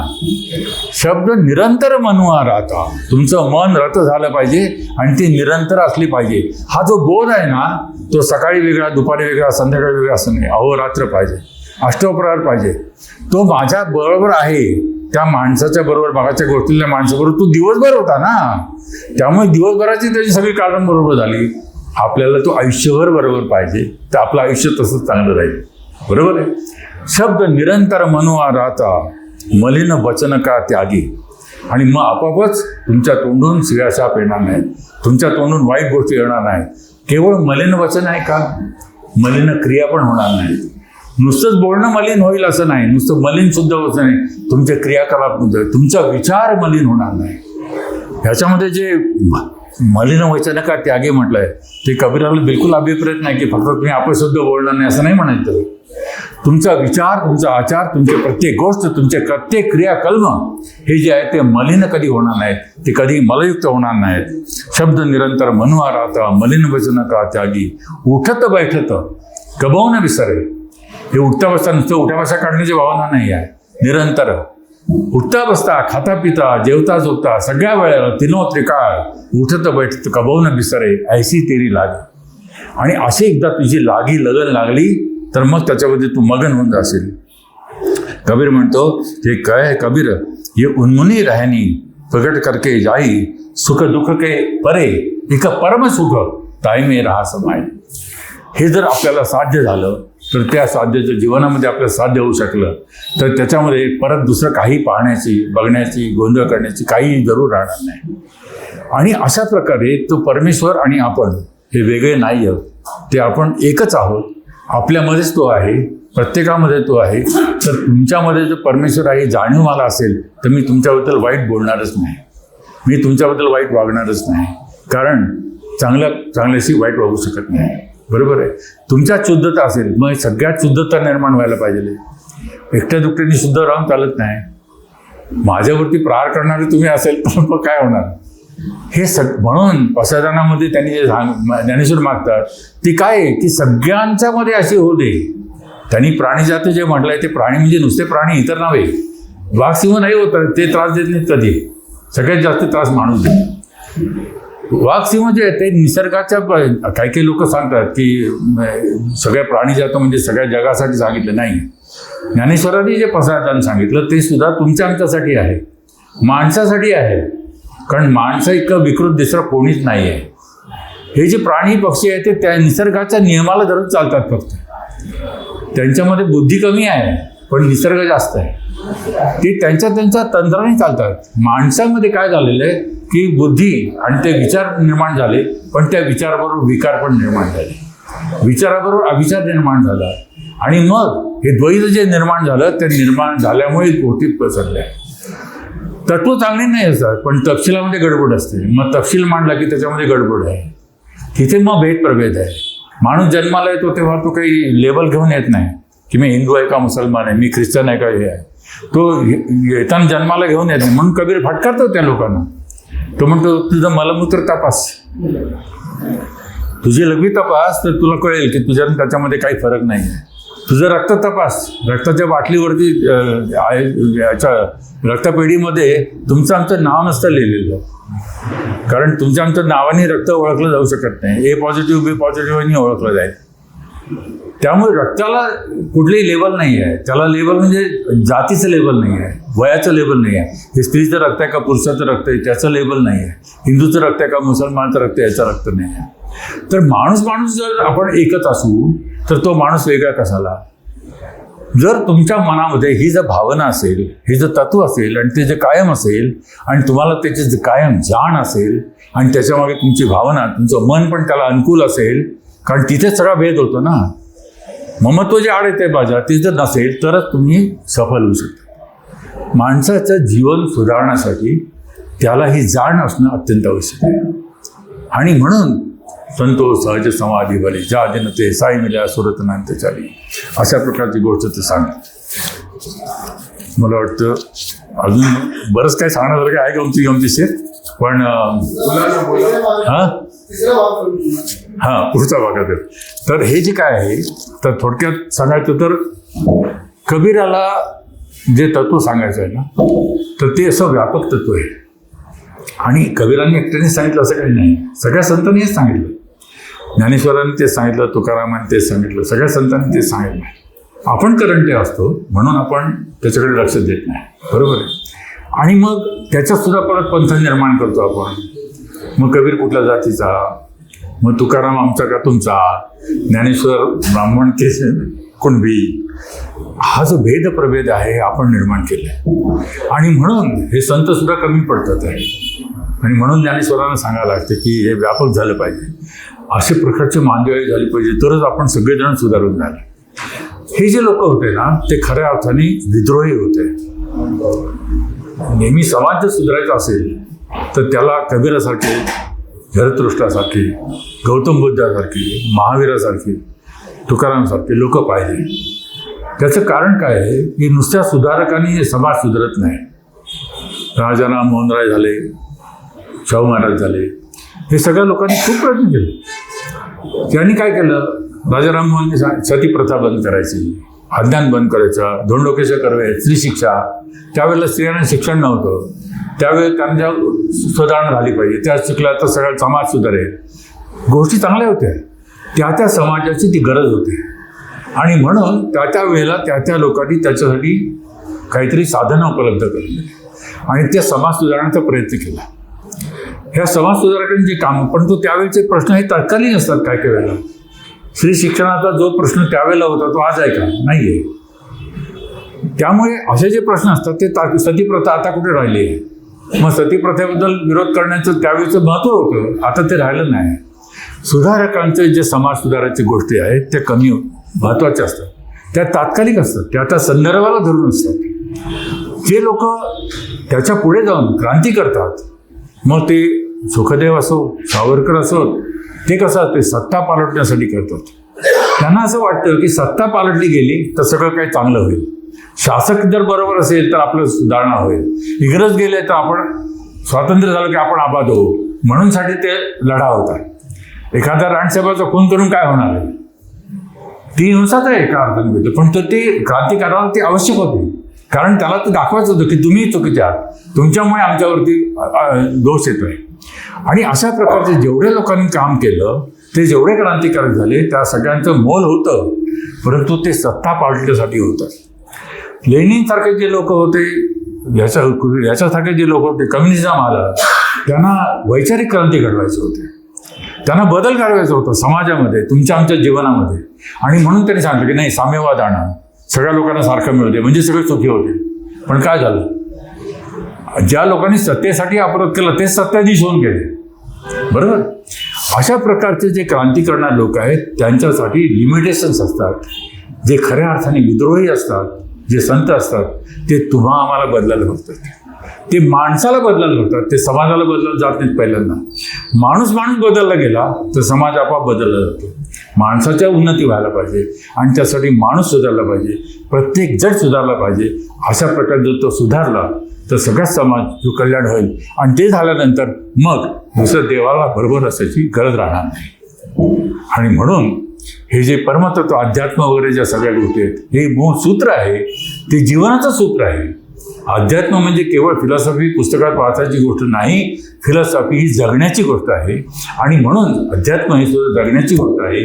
कबीरांनी आपल्याला हेच सांगितलं आहे, ह्या ज्या सगळ्यांना आपल्याला उपयोग हो आणि आपल्याला सगळ्यांना अशाच प्रकारचा लाभ हो, अशी इच्छा प्रदर्शित करतो. तुमच्यातलं जे रामतत्व आहे त्या रामतत्वाला माझ्या रामतत्वाचा नमस्कार.